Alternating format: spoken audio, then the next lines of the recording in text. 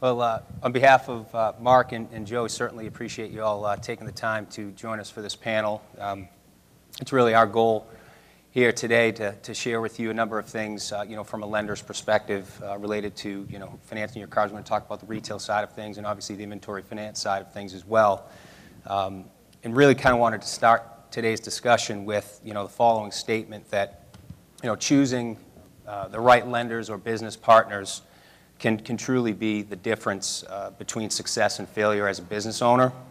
And really the relationships that you choose are critical to the long-term success of your business. And you need to take these decisions seriously and make sure that you're thinking long-term in your process. And you'll probably hear the three of us talk quite a bit about that during the next 30 to 45 minutes because we all agree that it's vitally important that you do that. We plan to discuss a number of best practices from a lender's perspective with you here today, but there's no doubt that the selection process is a key one for all of you.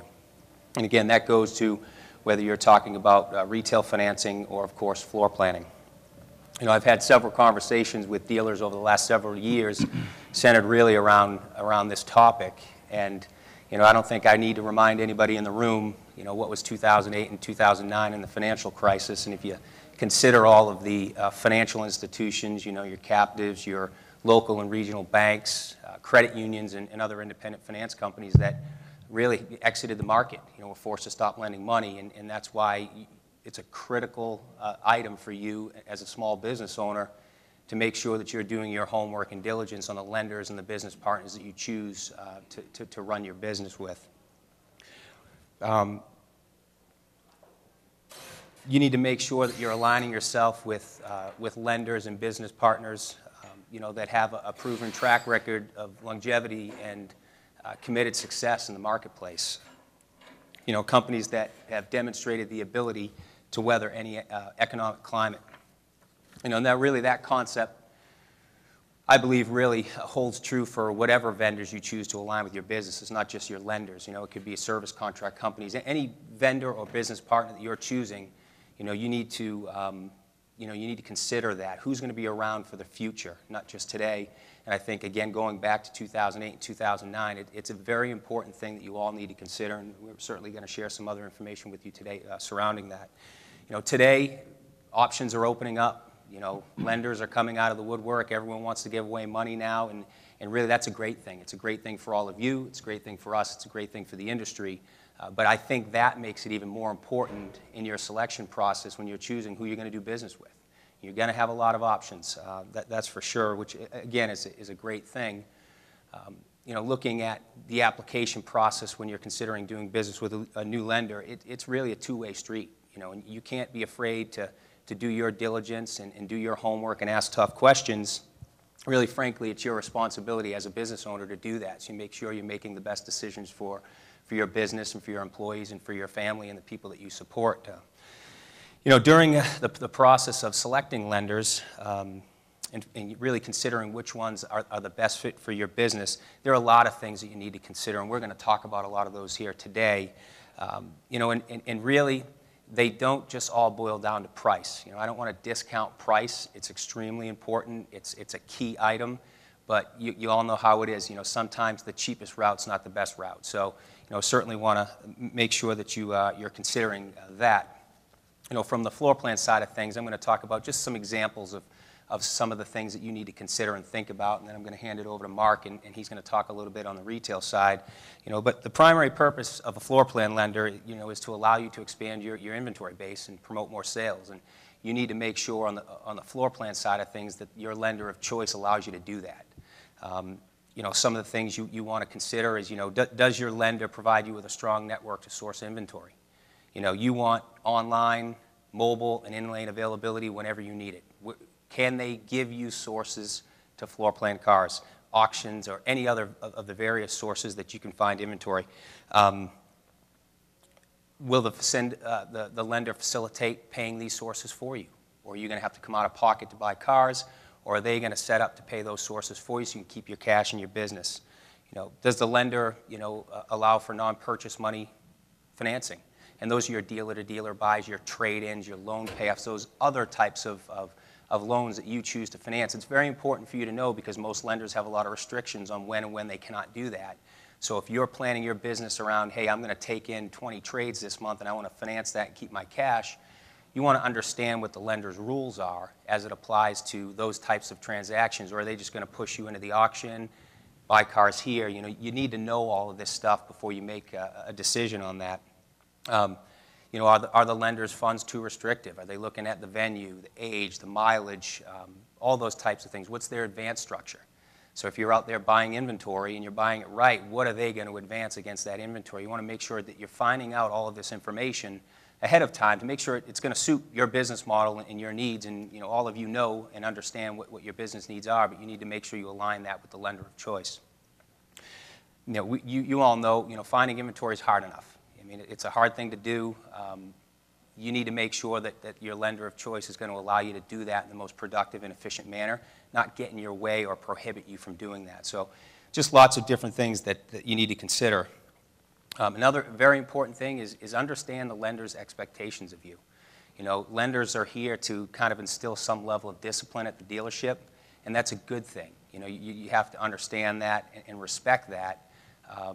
Again, as you make your decisions about who you're going to borrow money from, it's really a tool for you, and the lenders are there, you know, if they're the right partner, they're there to help you stay on course, run a profitable business in the most efficient manner, because we understand how difficult your jobs can be. I mean, it's, you know, as a dealer, owner, principal, you know, you're wearing several hats in the dealership, so it's really our jobs as lenders to provide you with solutions. And in order to do that, we need to understand the challenges that you face so we can do that. So when you're, you know, really going through the process of selecting a lender, these are the things that you need to consider, and don't be afraid to ask the questions.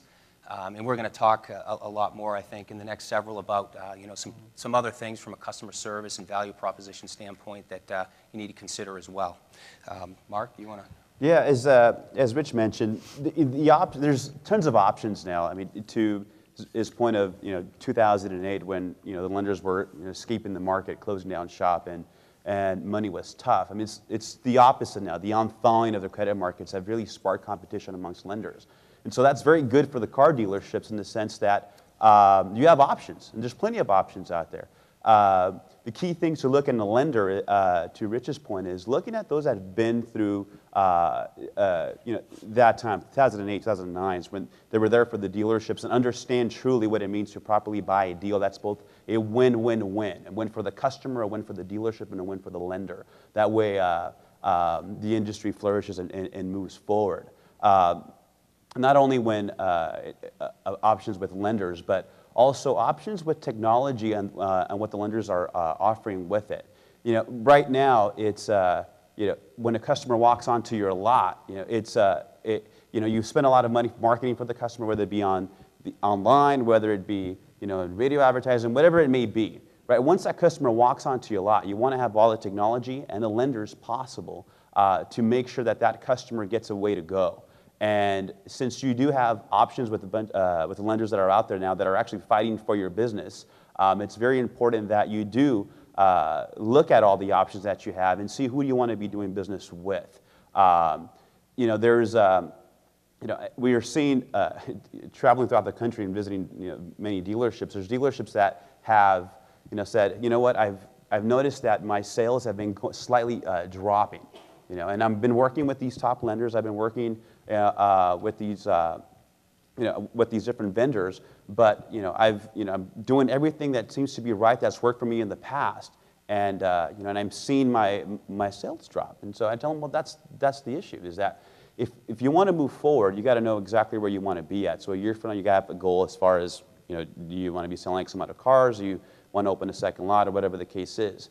But you can really develop a game plan now, or a business plan for, you know, a year forward, 5 years now, because of all the options that are available. And so when it comes to lending and who's going to buy your paper, you definitely have great control over what's going to happen in the future. You know, there's a certain point about just velocity as far as you know, when a customer is looking for a car, right, and then to the point where they're actually bought and you know, they bought and they're driving. The lending aspect on that sense there and who you're working with is a key component of how fast you can turn that customer into a driving customer. So with the lenders that you are working with and the options that you have, know which lenders can give you the faster approvals, and know which ones are more consistent for your business plan, so you can bank on that and help you grow your business on that. Key thing that comes up, we've had prior to coming to the panel, I had a couple of my sales folks randomly call a couple hundred dealerships that we do business with and ask them just questions about, what are some of the struggles they have with just lenders overall, and and the feedback that they gave me was actually, that if there's a lender that's not doing something for them, know that there's a lender that will do that. And so, to the point of, if someone's saying no or saying maybe, there's always someone that's always saying, that'll be saying yes or saying no, because you have options.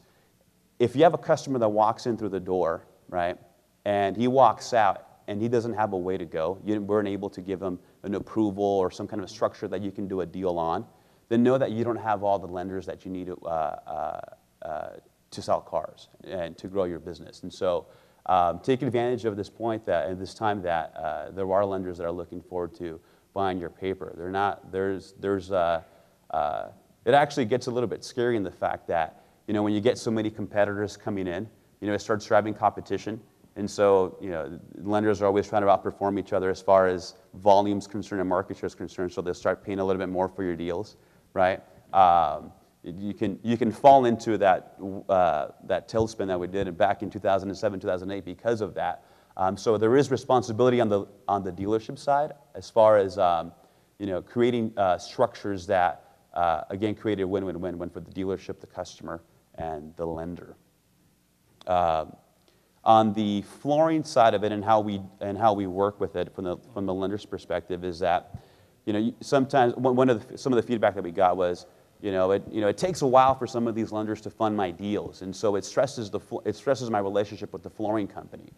And Joe and I spoke about this a couple days ago, and know that if you have a deal that is being held up in funding with any lender, right, for more than 5 days or a week or whatever the case is, know that you don't have a lender issue. It might be a process or a finance issue at the store, because right now lenders are pushed to loan out the money. I mean, that's basically where the temperature is as far as lending is concerned on our end. And so lenders are definitely looking to gain your business with fast funding. And if you're not seeing that in a stressing relationship with your flooring companies, know that there is a process that needs to be fixed at the dealership level. And that's what we've been seeing here. Definitely. And one of the things where both of us meet in the middle, your floor plan lender, unless you're an all-cash person and you're a buy-here, pay-here, and you have your own funds for that, you're dealing with outside influences. These are the tools that you have to make your dealership successful, and you really have to focus on managing your inventory. Everything focuses in on those cars. There's not a butt for every seat. You need to move that inventory. You need to go ahead and get that deal funded, because those are the decisions that are driving the profitability of your dealership. If there's a deal held up in funding on Mark's end, you need to figure out what happened in the F&I process, get it funded. Because I guarantee you that Rich and I are there with our hand out wanting to get paid because it's going past our timeline. So choosing who you do business with, understanding those responsibilities that you need to meet, drive your inventory mix. One of the things that we all have to remember is we don't have to drive the car, we don't have to sell the car that we want to drive. We need to sell the car that sells.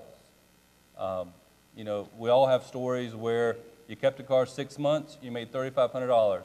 Congratulations. What about the time periods in between where you could have taken that money, sold 3 units, got 3 customers, made $2,000 a pop? What math would you rather have? So by understanding the tools that you have on your floor plan side and on your lender side, that's how you meet your obligations. That's how you're successful. Focus in on your CIT, look at what you need to be stocking. That's really one of the hardest jobs that we have right now, is finding and sourcing that inventory. So make sure that your lender, as we discussed earlier, will give you the possibility to source a vehicle from virtually anywhere. If you need to buy your grandmother's car, if you need to buy your neighbor's car, if you need to go to the auction, you need the right inventory. And don't sit on it. Sitting on the inventory uses up your cash, affects your cash flow directly and makes you less profitable overall, you're increasing your cost. Cut that thing loose. Go get a customer with it. Wholesale it to a customer. Grow your business that way and really look at the tools you have available. Understand your lending guidelines, understand your payoff timelines and your funding, and really key in on your contracts in transit. Make sure you have very clean packages going in so that you can meet all your obligations. Because the thing we have to understand, it's all about turn. If you can get another half turn or another full turn of your inventory a year, you've gone from average profitability to extremely profitable or very profitable. You're then able to meet your obligations. You're much more successful. I bet you're a heck of a lot happier, and you're also happier with our services because we're communicating back and forth. If you have these items that get hung up, whether they be on a funding issue for a vehicle purchase on the floor plan side, or if you have an issue with a lender, pick up the phone and call them as the owner of your dealership. Don't leave it with the F&I guy. Maybe they don't understand the exact process or the guidelines for that store. You need to be involved and make sure that you're turning as fast as possible because it's all about that opportunity cost. That customer is only going to come on your lot once. You tell them no, you can't get that paper hung, they're going to go to another dealership that maybe have better processes and they can turn that inventory. If they ride by your store and they see the same cars there for 4 months and there's a guy next to you that's turning his stuff 6 times a year, who's going to look like they have more variety? Who's going to look like they're more successful? So these are things that you may not think are directly related to what we're trying to talk about, picking a floor plan lender or picking your indirect lenders, but everything meets at that inventory level, and we're the 2 biggest tools that you have to properly manage that and make your dealership successful. And I'll comment, Joe, I'll give you an example of that is, we'll have dealerships that will call up and say, hey, I need a temporary increase in my line of credit, so I need some more money. And, I look at the account and they've got 30 cars on floor plan, and I look and 12 of them are aged 120, 130, 140 days. And, my first, comment always back to that dealer is, you've got 60 grand available right here on this inventory that's stale. And when was the last time a customer test drove that car? Why haven't you sold it? And you don't need a temporary increase. You need to turn your inventory. So really, on the floor plan side, you need to be looking at that to understand that, hey, I've had this car around for 120 days. Well, it hasn't sold yet. It's probably not going to. And Joe talked about the variety. So that's always something that, a conversation I have with dealers that, have you thought about doing this? You can free up availability by doing this, and you go out and get some fresh pieces. And think about all the cash that's tied up in that $60,000 worth of inventory. Right. How many reductions have you made? And each of those you probably paid down 25% of the principal balance. Well, that's cash out of the business. So that's the detail you have on the lot. Yeah. You're tying up your cash flow, and your cash flow is your lifeblood. Right. If you don't have proper cash flow, you can sell yourself out of business. If you can't get them funded, if you can't get them cashed, then you may have the proper number of sales to be successful, but you don't have the incoming cash flow to meet all your obligations. Right. Ultimately, the car business is a cash flow business. I think we understand that. There's some dealerships that we speak to. It's I buy a car for $5 grand, sell it for $6. I made $1,000. I'm a car dealership. Well, that's just buying and selling and making a profit. And a car dealership is understanding the cash flow on that. And so to Rich's point, if you have 60 grand just sitting on your lot that's aged there for 120 days, you have to understand that. Well, you have to know that. Every customer, every selling opportunity that you've had, did you maximize that opportunity? Because know that there are lenders that are willing to loan out to basically everybody that's walking into your lot, as long as it's risk worthy and it's structured right. There are lenders that have software or lenders that have teamed up with DMSs that where a customer walks into your lot, right, says, hey, you know what, all I have is $1,500 down and I want to pay $300 a month. Perfect, not a problem. I have bad credit. We know it. That's not a problem. Let me go in there and see what cars do you approve for in my inventory. And so not only do you have one customer with one approval for the car that we're looking for, or a car that they thought that they wanted, but now you have one customer and you have approvals on different cars in your inventory, where you can go in there and sell them a car that's aged more, which you need to pay off your flooring company on. The tools are just tremendous that the dealerships have that are accessible to help them turn those cars that are sitting on their lot into cash flow. Growing up in the business, I remember with my father and working with flooring companies, and all of a sudden and back then it was 60 days into it. It's like, I have these cars that are just sitting here. I got to pay the flooring company $50 grand, and it was a very slow sale on the weekend.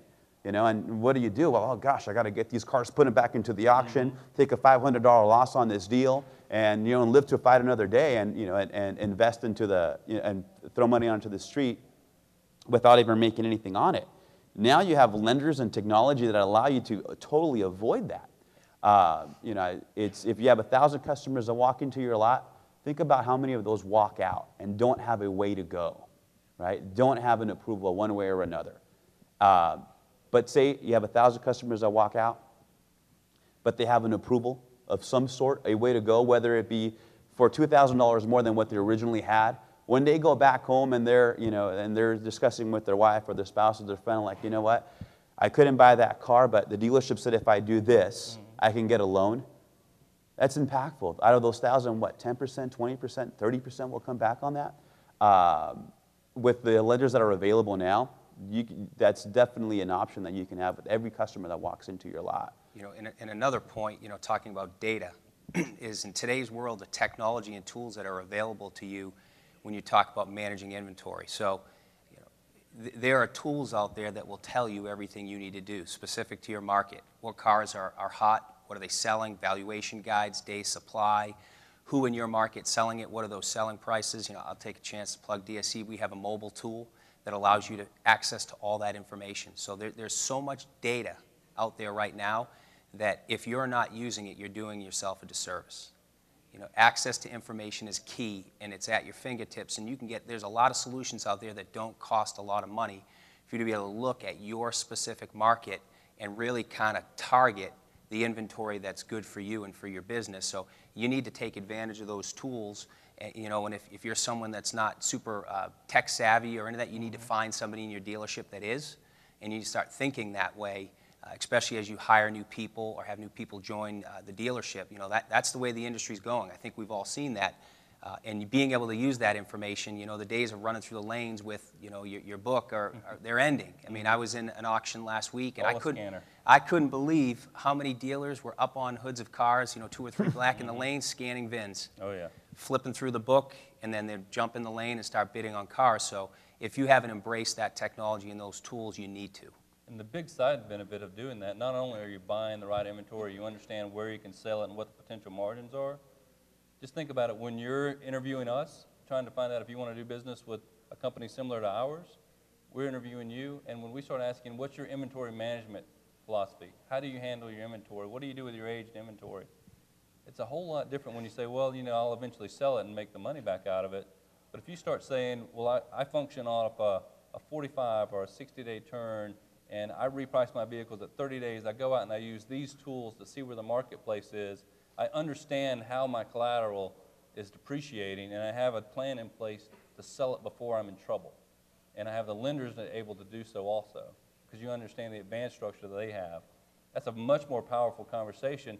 It's going to make us want to do business with you. So we haven't had a single question yet. Is this making... Any questions? Got to have a question. Actually, I do, and that as a dealer being very comfortable with the current lender, we've been partners for a while, perhaps. I understand now you're suggesting it's rather a dealer's market as opposed to a lender's market, and that's Right. a totally different ballgame. You mentioned the fact that if your lender is telling you no, then perhaps it's time we start looking for lenders that say yes. Well, not everybody buys everything, and I mean, I'll definitely. You're not going to have one lender. Yeah, you will never. Yeah, that's absolutely true. I mean, you'll have one lender that may be your go-to bank, and I'm sure you're very familiar with this. You have your go-to lender, right? And sometimes they'll just say no for whatever reason it is, right? You always have to have that backup lender. You definitely understand that. The point is that you can definitely go and try different lenders now to make sure that you're maximizing every selling opportunity you have. Is there a danger of changing lenders and breaking a relationship or losing my ability to negotiate to get a deal bought? Well, I'll answer that this way. I think there's value in a longevity of a relationship today. So, with a lot of options out there, that's why I stress the point that you've got options. And again, that's a good thing. But don't discount the history and the relationship that with your current lenders, because that's powerful, especially if it's a lender that's come through 07, 08, 09. Right. I mean, there's a lot of value in that. You don't want to be that dealership that says, well, I got $5 off my rate here, or, a better price here. Right. That's completely different. I mean, it's not plugging lenders against each other and having them battle and see if they can beat you. You know, get $100 extra here or $200 extra here. We're talking about guys that are walking off your lot and know that there's lenders out there that will help you get that walking customer and make them into a driving customer. You definitely don't want to do that. The relationship has to be stronger than, sorry, I sent this deal to this bank here because they beat you by a couple $100. Now, we're talking about guys that are walking out the lot, and even the lender that you have today, even the one that you have a relationship, said, now when I can't do anything, and he doesn't have enough down, or the structure's not making sense for us. And it's about the communication piece. Yeah. Yes, sir. Yes, this question is going to be from Mark. Yeah. Is any dealership, well, it's a two-part question. Sure. Do y'all require dealers to put GPS systems on the vehicles? No. I'm glad you actually brought that up. The lenders that you work with know that they'll have different programs, and some programs will be, they won't require a GPS to be installed. Some lenders say you need to have a GPS to be installed, and some of them have programs where one program you need to, and the other program you don't. And so there are options even within that. And so, it goes both ways on that. Is any dealership too small to do business? Is any dealership too small to do business? Well, I guess I don't want to. What was the question? That would be no from our side. Yeah, it's Too small to do business. No, Yeah. absolutely not. Yeah. No, yeah. Even from Westlake's perspective, and I'm not using this as a selling point for Westlake now, but no, there isn't. I mean, it's not. I mean, there's a dealership there, and it's got the potential to be a successful dealership and be a good relationship, be a good partner. Lenders are definitely willing to to team up, partner up. It's the relationship and partner piece to really focus on, and that's really kind of the big takeaway is that communication. Where going in, if we know that you're a 5-car a month floor planner, and that's typically where you are, we understand your business model because you've given us that information freely, and you understand our processes and we fit, then that's going to be a continuous, long-standing relationship because we understand your needs and you understand ours. So that's really what we're wanting you to do is find out the best fit. It's not a one-deal decision. Kind of going back to our question earlier, you're not going to hop from place to place for one deal. You're looking for something longer term. And I know that when I was an F&I manager, I'm sure y'all have heard this term, you feed a lender. You give them some good so they can take some of the bad. And I still think that philosophy holds, even more so today, because there are some newer folks coming in. There's a lot of cash in the marketplace right now. And you go out to make decisions about your long-term stability. So something that works for a month may not be your best decision. Right. Well, let me ask you if I may. I just have one other comment. Sure. Is my dealership too small? From our perspective, is you may be a 5-car a month floor planner today, but as you grow your business, lenders like us are there for you. So you may be flooring 25 cars a year or two from now. And again, access to that cash today is what can help you grow that business. You've mentioned a lot about relationships. Other than a golf game, how does a dealer develop a business relationship with a bank? You're a distance away. You invite that lender in, and you give them a walk around on your dealership. You treat this like you're selling your product. Your product is your dealership. Just like your inventory out front, you don't put it out front until you've run it through the shop and it's clean and ready to go. So invite us in when your processes are in order, and you can take us through front to back, soup to nuts, so that we understand what's happening. It's that comfort level is what we are looking for. Is it really that intimate, or is this window dressing? No, it's that not at all. We've got account representatives that want to understand your business. We want to know that stuff so that if you hit a road bump or you've got a tough time that comes upon you, we understand your business, the situation, everything is transparent, there's communication, and there's that relationship so that we can help you. Right. That I mentioned earlier about instilling some of that discipline. Well, a true partner is someone that can be there, understands your business, can help provide you with solutions and answers, and really kind of help you get through that stuff. Yeah, it's communication. I mean, it's no different than having a relationship or building a relationship with your girlfriend or your wife. It's communication. There's wants and there's needs, and so if the dealership expresses that, the lender will be like, okay, that's what you need. This is what I can do to help you with that.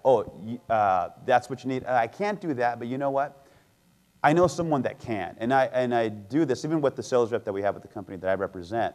is that, you know, when you're going out there, you're going to provide value to a store, to a dealership, if you can help them sell more cars, not just send you more business, but actually help them sell more cars. So if they're doing 20 deals a month with any lender, right, every single month, let's call it, right, that's how many cars they're selling. Right, if you go in there and have a relationship with that dealership and they're not selling 25 or 30 deals a month or doing 30 deals a month, then you're not providing value. All you're doing is just being plugged in for a second and then another lender's going to come in and take that there. So building a relationship is, okay, what do you need to sell more cars? Okay, this is the program that I can offer you that will help you sell more cars. And that's how you build a relationship, by the communication piece of asking of that. To Joe's point, as far as, you know, with the floor planning company, walking around and seeing this is how your operation is. Same thing with the lender. I mean, a lender also wants to know that the dealership cares about the cars that they're financing, that they're selling. Because collateral to a lender, for 4 or 5 years. yeah, exactly. And I think it's a good point, is that the customer that comes into your lot is there for a day, maybe they're a couple of hours, whatever it is, right? And then they walk out, whether they say they're a dealer or not, or if, you know, if a guy's shopping, it may be a week, it may be a month. But when it comes in our books, he's our customer for years, and the only thing that's keeping that customer paying, I mean, outside of its, you know, if it's prime, it's the credit, but if it's subprime, it's the collateral, it's the unit. It cranks and goes. Yeah, a driving customer is a paying customer, and so if you want to build a really good relationship with your lender, say, look, this is what I do to my car. This is the recon that goes through. This is, you know, before the customer takes off, you know, I give them a walk around of the car. You know, I tell them, look, this is how you work the moonroof, this is how you work the power door locks, how you do all of this. You'd be surprised how many times during the verification process as a lender that we're asking, Mr. Customer, you know, we're just verifying the items on the book, because that's what, you know, that's what lenders do. Want to make sure that the value's there. You know, does it have a moonroof? No, it doesn't. Does it have cruise control? No. Does it have, you know, tilt steering? I'm not sure. And so, you know, so we adjust the book because we're assuming that it's not there because the customer hasn't verified it. Sure enough, we, you know, send a fax out to a dealership because, like, oh, no, here you go. Here are the pictures of the car. Email it right now. It's got all of it. We're like, well, that's fantastic. Well, when you're selling the car, do the walkthrough on that. Make that customer feel like he's buying something that is special and that they're buying more than what they actually thought. And doing that, I mean, you'll have happier customers, but better relationships with your lenders, because the way that the customer walks out, if they're walking out, or if they're driving out with a big, huge, happy face, then how odds are that they're going to remain happy through, as they continue on making payments to the lender. Let me ask you, is there any credibility if a dealer sent a lender a picture of the car along with the application? Is that of any value? It definitely helps. I mean, once you have a relationship with the dealership, I mean, you know, you don't need the picture. You take their word for it. You can definitely do that. But if it's a new relationship and we're still filling each other out, yeah, absolutely. I mean, let's just say, for example, it's a 1998 Honda Accord with 180,000 miles on it, right? You know, like, what the heck? What are we doing with this here? Sends pictures of the car, like, you know what? No, this car has been taken care of. It's been towed the entire time behind a trailer. You know, there's a picture of it. Yeah, absolutely. I mean, we're essentially buying a collateral as well. It's not just the customer. So you're almost as emotional as a consumer is. No, absolutely. Well, more. We're with them in the long term. It's years. I have one other question, and you jump in anytime you like to, but a dealer is bombarded recently with lenders approaching them saying, we want to do business with you. Mm-hmm. And aside from the fact who has the best hats and coolies and so on and so forth. Right. That's really the only decision. Best Chotsky wins. How does a dealer make that really best business decision to go with this lender? What do I really look for? Where's that one pitfall? You know, damn it, I got burned again. Right. You know? Well, I think a lot of it goes back to some of the things we talked about in the beginning. You know, certainly, you know, long-term, longevity, committed. Your interview of us. Yeah. Yes, and it's that dual process in that, you know, we see it now, especially on the retail side. Do you think dealers do a good job of interviewing you? No. No. Yeah. What questions do you wish a dealer would ask of you? I would, like I talked about earlier, I mean, understanding how we do business, what our expectations are, and how we can help them. I mean, you got to understand that. I mean, and the first piece is understanding your business model, and then asking of all three of our companies, who are three companies that have been around and weathered the storm, you know, to find out exactly what we expect and how we do business, and just ask questions. I mean, no question's a bad question. Right. You know, it's really about understanding what are the rules of the game. It allows you to pick the product that best fits your business model. Right. And if you have the product that fits your business model, you're accelerating your inventory, you're accelerating your cash flow, and all those things that drive right to your bottom line. Right. Because, I mean, from a lender's perspective, we're really looking to build a relationship because long term, I mean, we're not looking for, just buying a contract here and there. We definitely want the relationship so it builds a profitable portfolio where benefits come to the dealership after that. I mean, if it's a good portfolio, there's programs that allow dealerships to cash in on some of that profitability. Good, sir. You're saying align ourselves with several lenders.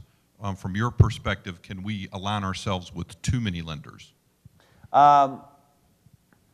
Interesting question. Well, if there's if there's too many lenders, then you're basically shotgunning deals everywhere and seeing where they stick. I mean, you're throwing them against the wall and like, okay, it's stuck there, it's stuck there. There's no relationship there. The key thing is, so you would definitely want to see what credit spectrum you're dealing with more when you're at your dealership, right? And so like, okay, these type of customers, I'm going to have this lender. I know that their programs are going to buy, 9 times out of 10 this customer. You also want to have a lender that's going to give you a way to go on most of the stuff that you're walking out today.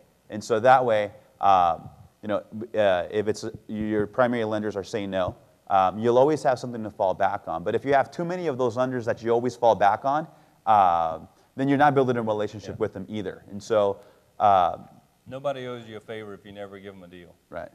And on the floor plan side, we look at it, again, as a partnership and protecting our customers in a way that we want to make sure you don't have too much credit out there, because that can be a bad thing at times. So from a floor plan inventory finance, and Joe, feel free to offer, we are definitely looking at that, and we certainly understand and know that you're going to have typically more than one floor plan provider, which is what you get. It's a good thing.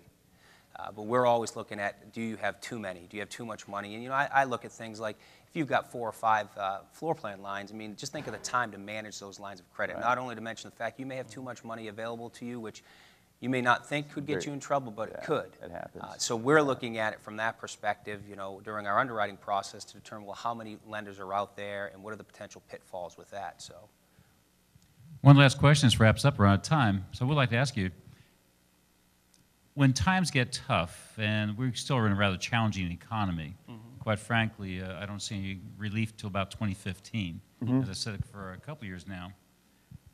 Is there a sign or signs or symptoms of a lender that a dealer should be sensitive to recognize when the lender's philosophy is changing, their strategy is changing? Are there things that a dealer should say, wait a minute, something's going on here, so they can intercept, discuss with their lenders, as opposed to what just happened to me?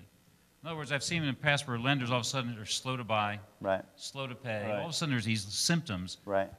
Could you identify a couple of those? Well, from our perspective, if you're working with a lender and you know what deals get bought and which ones don't, and if it's a deal that all of a sudden that doesn't make sense from it, it's being sent back, then you have to understand. You start questioning, why is this happening here? And know that most of the time when there's quick changes, it's happening a lot more with the newer players that are coming on board. Know if there's something that's true, too good to be true from a lender, meaning, oh, they're advancing me the moon on this vehicle here, they're paying me over book, and the fees are very low. Definitely use that as a warning sign, as something's going to happen. And it's not happening today, but it may happen next month, or it may happen next year. And if you're planning your business around that lender, guess what you're going to be doing a month from now or a year from now? You're going to be looking for another lender, or you're going to be in trouble. And that lender, one way or another, they're going to try to find some kind of way of like, oh, there was fraud on this deal, whatever. They're going to start going like this, trying to hold on to what's available to survive. And that might put you in a very bad predicament. So, working with larger lenders that have weathered the storms, stability factor is definitely key with that. But if it's too good to be true, that's the very first sign to know that there's something there's something going on. Because the downside of that is you've built your model, you're selling, you've gone from selling 20 to 30 cars because of that relationship. Yeah. And you build your business to sustain 30 cars, there's not going to be another person that's making those same decisions when they go out, because that model's proven not to work. So you're not going to be able to replace the guy that's giving you those 10 extra cars. So be very leery of someone who just buys blind. Think of win-win-win, right? It's the customer, the dealership, and the lender. If you're doing deals and only 2 of those are winning and the other one's not, then there's something's going to happen. It's not gonna last. It's only a matter of time. And those are definitely the red flags that you'd be seeing from lenders. Ladies and gentlemen, we're out of time. I thank you. Have a great rest of the convention. We'll see you tonight at 7 o'clock. Thank you. Thank you, panel.